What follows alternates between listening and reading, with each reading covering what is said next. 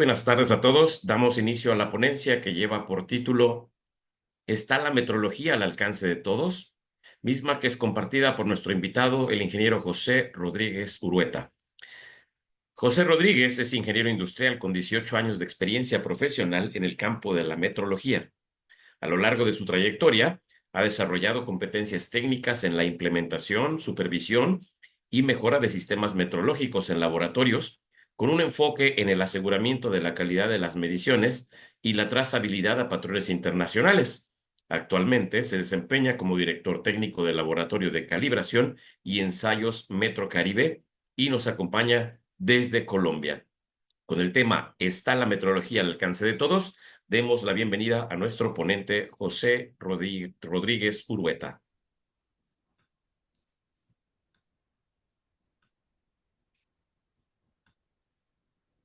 Muchas gracias, Bienvenido. muy amable, señor.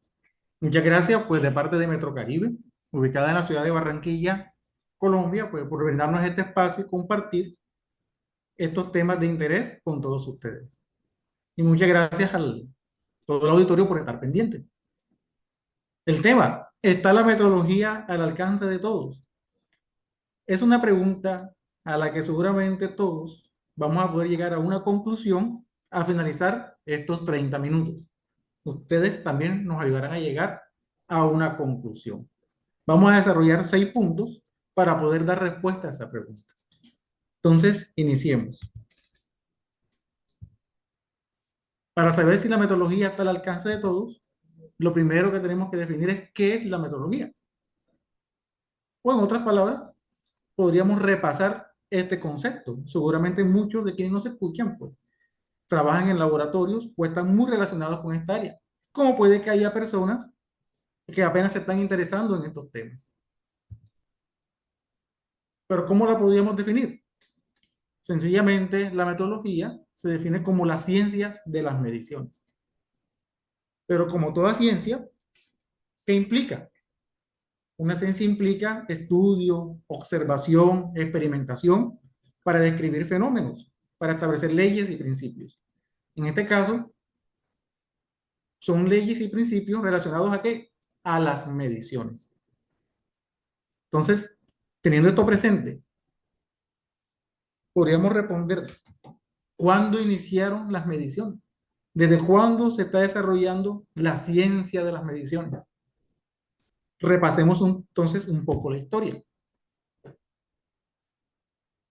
El ser humano comenzó a medir desde tiempos muy antiguos, como parte de su necesidad de organizar la vida cotidiana, el comercio y la construcción.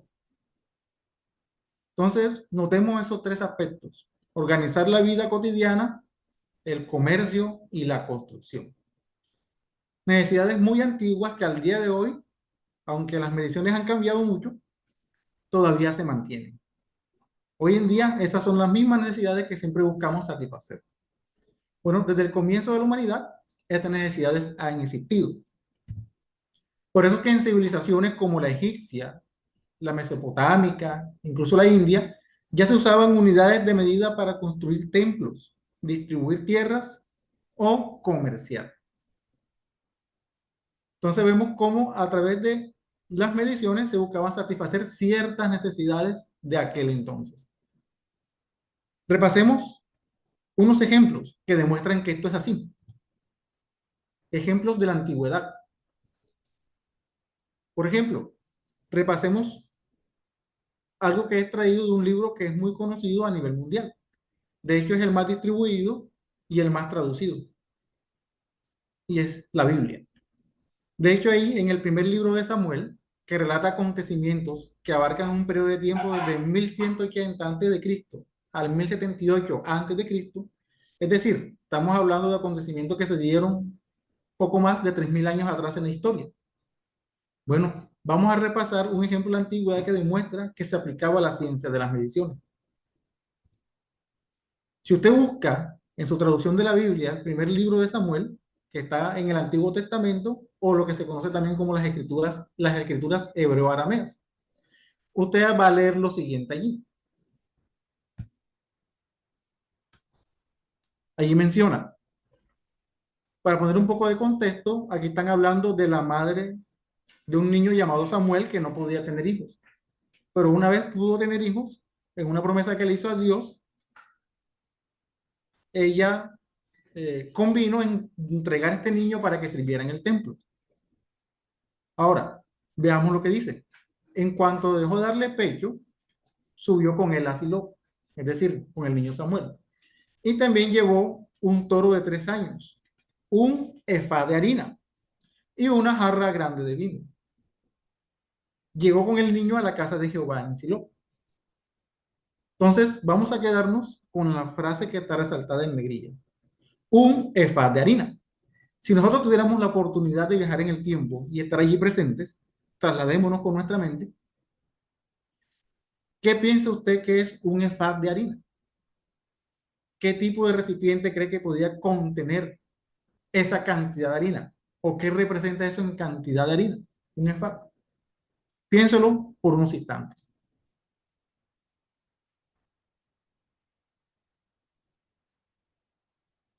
Seguramente ha tratado de imaginar de qué se trata. Veamos una equivalencia con la actualidad. Esto lo he tomado de una traducción de la Biblia que está publicada en Internet. Ustedes pueden acceder a ella en jw.org. Y ahí, bajo un apéndice pesas y medidas, investigo un poco lo que significa o qué representaba ese valor. Y si vemos que en la gráfica es el recipiente más grande, un EFA, ¿a qué equivale? En términos actuales, es aproximadamente 22 litros. En aquella época, tanto líquidos como áridos se medían en capacidades o en volumen. Entonces, ya se hizo la idea qué tipo de recipiente debió llevar esta mujer al templo. Era una carga seguramente pesada. 22 litros es algo así como los recipientes volumétricos metálicos de la actualidad que les llamamos serafines y que se usan para calibrar surtidores de gasolina. Ellos tienen una capacidad de más o menos 5 galones o 19 litros. Es decir, que esta carga era un poco mayor. Pero ahí vemos, según la gráfica, que no era la única medida materializada para volumen. Tienen otras medidas un poco más pequeñas, como el Omer o el Kénice. El Kénice es muy parecido al litro de la actualidad. ¿Qué nos demuestra este ejemplo? Que desde tiempos muy antiguos, como en esta cultura, en este caso la hebrea, ya estaban organizadas las mediciones, de tal manera que se pudieran seguir instrucciones y establecer comercio o comparaciones con otras culturas. Veamos un segundo ejemplo. En el primer libro de los Reyes, capítulo 7, versículo 23. Y aquí vamos a hablar de construcción. Este libro relata hechos que sucedieron en el 1040 a.C. al 911 a.C. También estamos hablando aproximadamente de 3000 años atrás en la historia. Veamos qué instrucciones relacionadas con la metrología contiene esta información.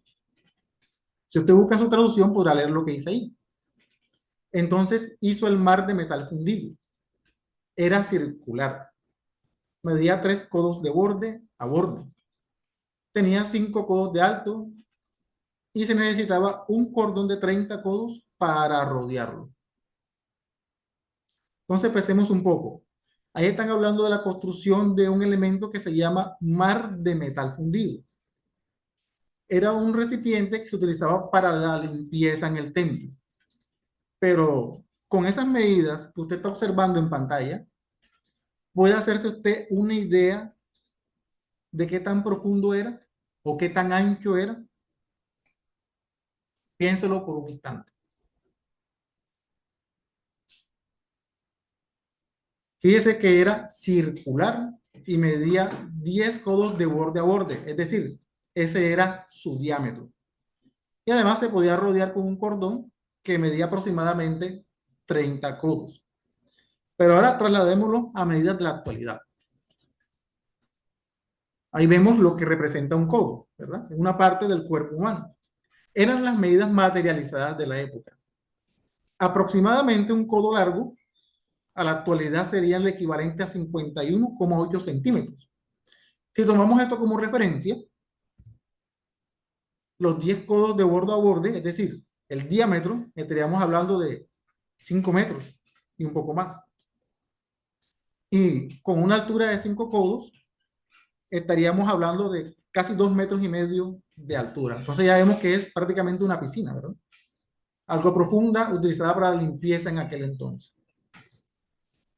Pero ¿qué nos demuestran estos ejemplos? Como lo había mencionado anteriormente, de que desde tiempos muy antiguos, la metrología siempre ha existido. Las civilizaciones siempre han tratado de organizarse para poder hacer comparaciones y satisfacer necesidades básicas. Otra lección que podemos aprender de esto es, si nos costó trabajo entender estas dimensiones o estas magnitudes o estas unidades de medida, si nos costó hacernos una idea de qué representaban, la razón es sencilla. Nuestra educación no está basada en las medidas de aquel entonces, sino en las medidas de la actualidad. Entonces, de ahí la importancia que recibamos una educación que vaya encaminada a entender los principios de medición. Y es que desde la antigüedad hasta nuestros días, las mediciones han ido evolucionando.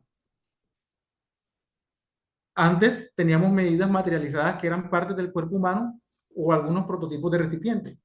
Pero sabemos que esto no genera ninguna estabilidad ni confiabilidad a lo largo del tiempo.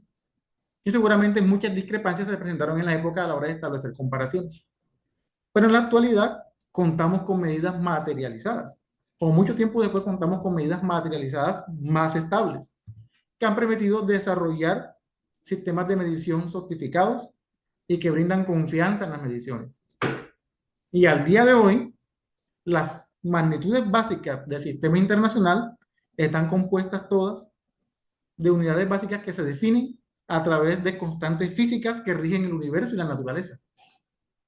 Sí, es que la naturaleza ha sido muy bien diseñada, bien calculada, cada cosa colocada en su punto y en su lugar. Tanto es así que permite traerse de allí las constantes físicas que definen el Sistema Internacional de Unidades. Esta es una publicación que tomé del Instituto Nacional de Metrología de Colombia, donde define cada una de las magnitudes básicas que componen el Sistema Internacional de Unidades en sus constantes físicas. Pude traer de ello, de ese documento, unos puntos interesantes, como por ejemplo, que estas definiciones modernas, a diferencia de las antiguas, permiten que las unidades del sistema internacional sean replicables en cualquier laboratorio metrológico del mundo, que cuente con los recursos técnicos y científicos adecuados, brindando confianza en esas mediciones. A su vez, el uso de estas constantes físicas como base para las unidades básicas facilita demostrar trazabilidad metrológica y la exactitud de medición en todo el planeta. Y es que ese es el fundamento de los laboratorios. Demostrar exactitud en sus mediciones, brindar confianza en lo que ofrecemos a quienes adquieren nuestro servicio, seamos un laboratorio de calibración, de ensayo u otro tipo de laboratorio. Teniendo esto presente, cabe que nos preguntemos, ¿está la metrología al alcance de todos? ¿Está realmente la metrología al alcance de todos? Bueno, vamos a ver unos estereotipos, ¿verdad? Que nos pudieran llevar a tener en duda si está al alcance de todos o no. Puede que nos identifiquemos con alguna de esas frases que se encuentran allí, o sencillamente usted puede tener otras muy diferentes. Pero es probable que muchas personas piensen, es que la metrología es solo para científicos, ingenieros o personas que trabajan en laboratorios. Como ellos son los que se dedican a estas cosas, pues son los que deben aplicar esos principios metodológicos. Puede que otras personas digan, es que es demasiado técnica, llena de fórmulas y normas.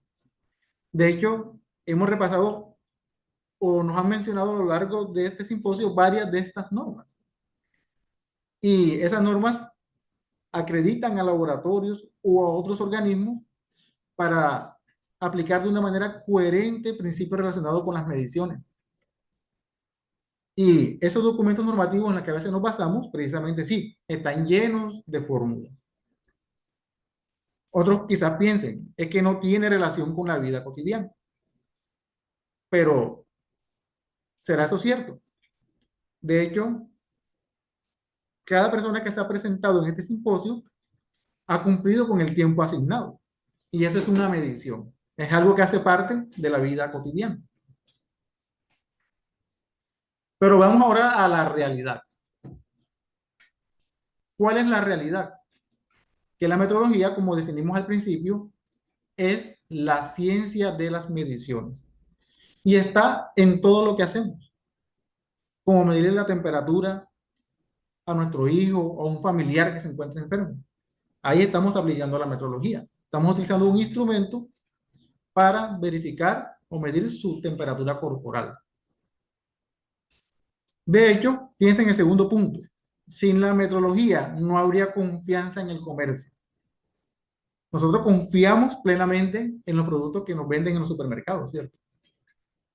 Y confiamos en que esas mediciones son confiables. También confiamos, por ejemplo, en los medicamentos. Sin metrología no habría seguridad en los medicamentos. De hecho, confiamos en que en las dosis que vienen relacionadas en las pastillas o en los jarabes corresponden a lo que allí se expresa. Y sin la metodología, pues, no podríamos tener consistencia en la producción de alimentos, electricidad o gasolina. Entonces vemos que hace parte de nuestra vida cotidiana y que, como lo mencionábamos al principio, al principio de la historia humana siempre se organizaron las mediciones para satisfacer necesidades básicas. Y esas necesidades básicas no han cambiado con el tiempo.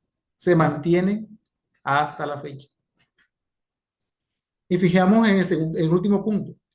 Aunque muchas veces no se nota, es una ciencia aplicada a la vida diaria. Y es que en la vida diaria siempre estamos haciendo cálculos, estamos haciendo mediciones y todo eso está relacionado con la metrología. Pero, ¿qué puede hacer que se dificulte?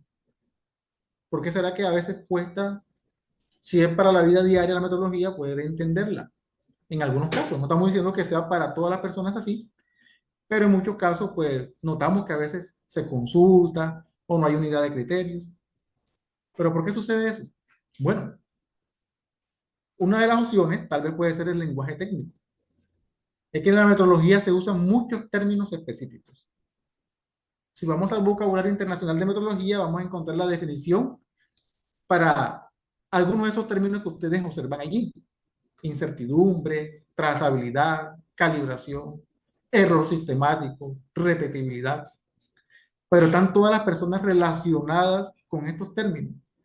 Podríamos describirlos de tal forma que nos entiendan con facilidad a qué se refiere cada uno de ellos, aplicado a la vida diaria y a la cotidianidad de todas las personas que hacen uso de las mediciones día a día.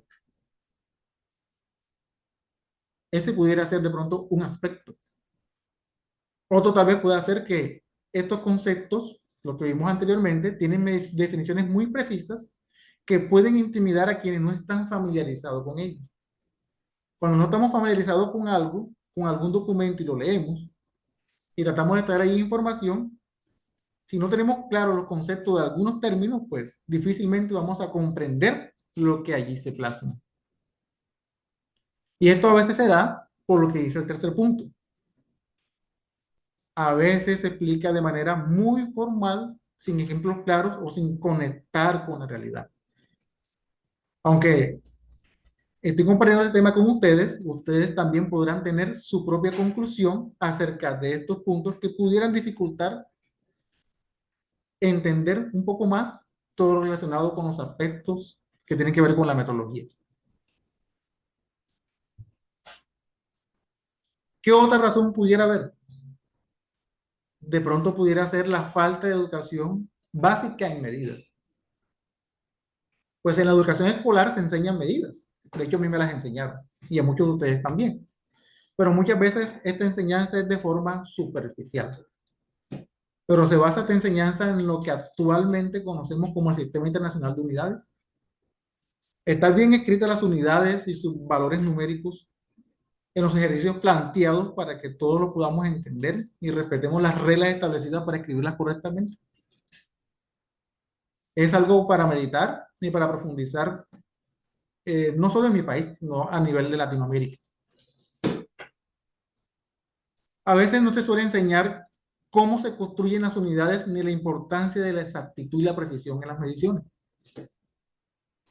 Pues si hiciéramos esto, pues estaríamos fomentando la importancia de garantizar mediciones exactas desde la educación básica y no solo dejarlo de pronto para quienes tienen formaciones o trabajan únicamente en la metodología o lo que trabajan en organismos de acreditación, en laboratorios. Estos pudieran ser algunos aspectos que tal vez dificulten la comprensión correcta o la aplicación correcta de la metodología. De hecho, todos estos aspectos juntos, ¿a qué nos llevan? ¿Logramos entender la imagen que vemos en pantalla? Seguramente hemos observado en los noticieros o en los medios de comunicación cuando nos reportan el clima, ¿cierto? Por lo menos podemos entender que la temperatura está en 10 grados centígrados o estará, según lo que mencionan en el noticiero. Pero todos sabemos cuál es la forma correcta de expresar estas unidades. ¿Pero logramos entender lo que dice? Seguramente sí. Sabemos que hará frío, 10 grados centígrados. ¿Pero es correcta la forma de expresar esas unidades? ¿Y por qué se da eso? Bueno, se da porque seguramente pues en nuestra educación, en la que hemos recibido no como profesionales, sino desde la base, cuando estábamos en la escuela primaria, secundaria, según se denomina en nuestro país, en los libros de textos o en los medios de comunicación vemos que se expresa de esa manera. Entonces lo que uno observa y ve que se expresa en libros de texto y medios de comunicación lo establece como una realidad o como una verdad aceptada. Lo mismo sigue con el producto que está a la derecha. Por lo menos sabemos que va a haber buena salsa de tomate en la casa. Todos sabemos que ese recipiente pues, es de 1 litro de salsa de tomate. Pero ¿está bien escrita las unidades? Pues seguramente está llegado a la conclusión de que no está bien escrita. Pero entiende que sí se trata de 1 litro. ¿Y por qué lo entiende? Porque está familiarizado con esas unidades y en el pasado seguramente pues lo encontró así escrito en algún libro de texto que leyó o en los ejercicios que hizo en su escuela. Lo cierto es, en el último punto, para concluir, es qué podemos hacer para que la metodología haga parte, no solo de los profesionales, sino de las escuelas. Bueno, entender que forma parte de la vida cotidiana. Medir ingredientes, tiempo, temperatura, distancia, masa, volumen, son actividades que hacemos a diario. Entonces, ¿por qué no enseñarlo incluso desde las escuelas? Pero tal como está establecido en el Sistema Internacional de Unidades. Al hacer esto, según el segundo punto, podríamos desarrollar pensamientos lógicos y críticos, comparar medidas, estimar cantidades, detectar errores. Eso mejora las habilidades en matemáticas, ciencia y tecnología. Y seguramente vamos a tener mejores resultados en la aplicación de este gran esfuerzo que se hace por estandarizar los procesos a nivel mundial. ¿Cuál es el posible resultado de hacer esto? Veamos la imagen ahora. Cierto que es totalmente diferente a la que vimos anterior, ¿verdad? Cuando recibimos una educación desde la base, nos acostumbramos entonces a escribir correctamente. Entonces ya expresamos el clima como debe ser. Las unidades expresadas tal cual como se expresa en el Sistema Internacional de Unidades. Sabemos que era frío, 10 grados Celsius, forma correcta de expresarlo. Al final, así también como el producto que tenemos a la derecha, ¿no? La salsa de tomate. ¿Cuánto producto es? 1 litro, pero bien expresado según el Sistema Internacional de Unidades. Y todo se logra porque tenemos una educación basada en lo que se ha establecido y se ha desarrollado para establecer un sistema de medición de tal forma que pueda ser comprendido y establecer comparaciones a nivel internacional. Y para finalizar, pues me gustaría dejarles un reto a quienes nos están escuchando, un reto matemático que tiene que ver con las mediciones y los sistemas de medidas. Imagínense que se está desarrollando un proyecto a nivel mundial, donde están participando muchos países. Y bueno, en este mundo hipotético hay paz a nivel mundial. Y todos colaboran unidamente para mandar una misión al espacio para extraer muestras que van a servir para el desarrollo de ciertos productos que van a beneficiar a la humanidad. Pero cada país aporta los datos para la construcción de la nave en sistemas de medidas diferentes. Algunos en sistema inglés y otros en sistema internacional. Sin embargo, para que no haya ningún inconveniente, antes de ensamblar se aseguran de que todas las medidas aportadas se pasen al sistema internacional de unidades. Ahora, la temperatura de uno de esos productos se debe mantener en cierto valor. De una sustancia muy importante para que la nave funcione debe mantenerse almacenada a cierto valor de temperatura. Pero la entregaron en el sistema inglés, es decir, en grados Fahrenheit. El equipo hizo sus preparativos, colocó la sustancia en la nave y despegó para el espacio. Pero se olvidó convertir esa unidad que está en sistema inglés al sistema internacional de unidades. Se olvidó pasarlas a grados Celsius. Entonces todos estaban preocupados de que no fuera a resultar todo un accidente o fuera a salir algo mal. Sin embargo, todo funcionó correctamente. ¿Y por qué funcionó correctamente? Porque descubrieron que aunque no se pasó al sistema internacional, ese valor, tanto el sistema inglés como el sistema internacional, correspondía exactamente al mismo valor. Entonces, por eso la pregunta, ¿cuál es el valor numérico igual en ambas unidades? Tanto en grados Celsius como en grados Fahrenheit. Es un reto para todos ustedes, quienes con atención han participado y nos han escuchado en este instante. Muchas gracias por la atención prestada.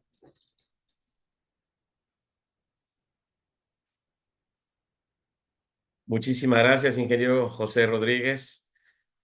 Eh, Permítame revisar si en el apartado del chat hay alguna pregunta o si alguno de los asistentes gusta hacer alguna alguna pregunta relacionada con la ponencia de la pertinencia de la metrología en la actualidad.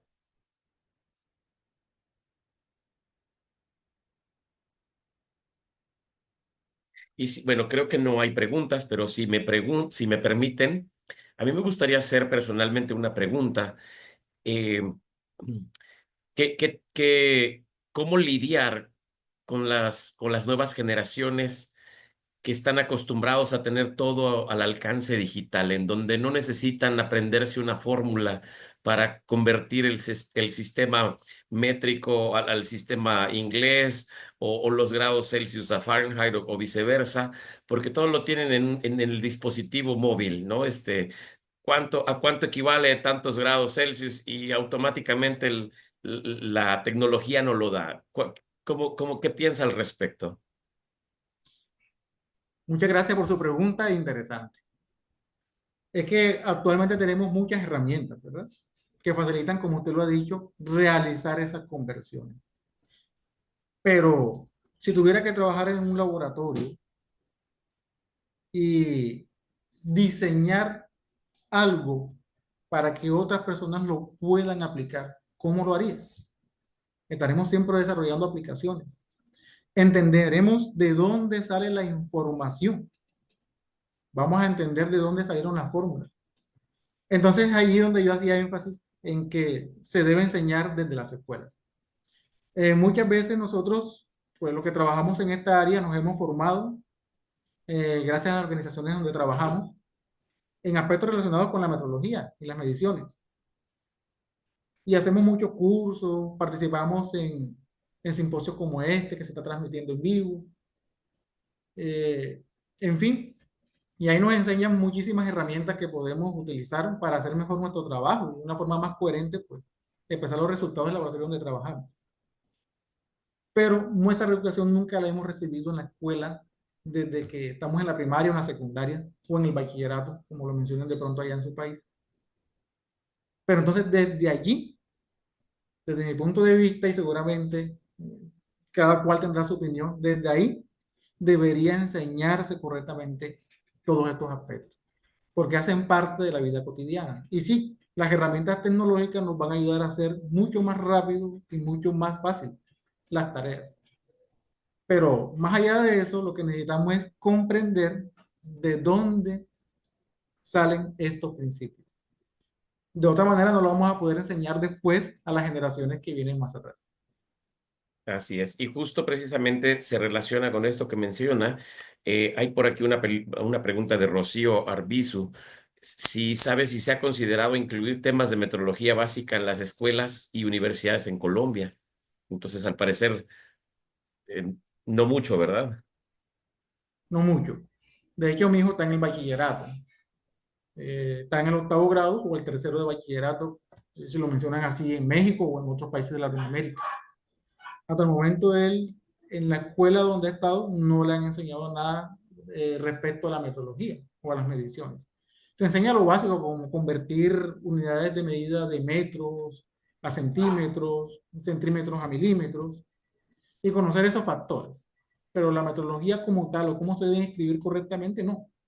Y lo que mencionaba, en los libros de texto muchas veces le ponen ejercicios, por decir un ejercicio en física, donde va a convertir o va a calcular la velocidad a la que va un vehículo, kilómetros por hora, pero no están correctamente escritas las unidades. Entonces, ¿qué va a pensar mi hijo y qué va a pensar todos los niños que vean el libro? Todos los estudiantes que vean ese libro van a asumir que esa es la forma correcta de escribir. ¿Por qué? Así es. Porque está en un libro de texto. Y los libros de texto uno los acepta como una verdad absoluta. Entonces es importante promover que se enseñe esto en las escuelas, incluso en mi país. Así es. Muy bien, muchas gracias. Por parte del staff, ¿por qué cree que aún hay una brecha entre la metrología profesional y el ciudadano común? Bueno, recuerdo una de las razones que colocaban la diapositiva. A veces tenemos estereotipos y es que eso lo deben trabajar son las personas que trabajan en metrología, que ellos se encarguen de eso. Pero a veces vamos a suponer que no trabajemos en una empresa como tal de metrología, pero sí en una empresa o una organización que esté certificada. Por poner un ejemplo, en ISO 9001, 2008, perdón, 2015. Y ahí vamos a encontrar un apartado que habla de asegurar las mediciones de su proceso. Entonces, si estamos a cargo de ese proceso, ¿qué vamos a hacer para garantizar las mediciones? Y no estamos trabajando en un laboratorio que se dedica a la metrología. Entonces, vamos a tener que buscar a alguien que nos explique sobre metrología. Vamos a contratar un servicio, vamos a recibir un certificado de calibración. Entonces, cuando recibimos el certificado de calibración, ¿qué vamos a hacer con él? Entonces, de ahí la importancia desde la base enseñar eso. Y como laboratorios también extenderlo a nuestros clientes, a nuestros usuarios. Que ellos entiendan qué clase de servicio le estamos brindando y qué realmente contiene un certificado de calibración y cómo es de utilidad para los procesos de su organización. Bien, gracias. Y por último, ¿qué papel deberían jugar las instituciones metrológicas en la promoción de la accesibilidad y la comprensión de la metrología a nivel nacional e internacional? Pregunta de la doctora Elisa López. Ok, gracias. Bueno, en el Instituto Nacional de Metrología en Colombia se publican muchas guías. Tal vez promocionar precisamente esta guía para que se consulten no solo los laboratorios, no solo los que trabajamos en esta área, sino desde incluso las escuelas. Y promoverlo que precisamente los niños pues, puedan investigar esos temas en su página web o, por qué no, sea una asignatura más en su escuela. Es es la forma que yo pienso, seguramente otros podrán tener una forma diferente, en que la metrología puede llegar a más personas, ya que se han desarrollado muchos métodos, se han desarrollado, fíjese lo que estamos conmemorando ahora, ¿verdad? 185 aniversario del de la Convención del Metro y cómo ha evolucionado las medidas desde ese entonces hasta nuestros días. Es importante que todos lo sepan, ya que es una actividad de la vida cotidiana. Muy bien. Pues agradecemos infinitamente su participación, ingeniero José Rodríguez Urueta. Y bueno, pues muy interesante seguir en contacto para seguir promocionando la importancia de la metrología. Muchísimas gracias. Muchísimas gracias a ustedes y también a todos los asistentes.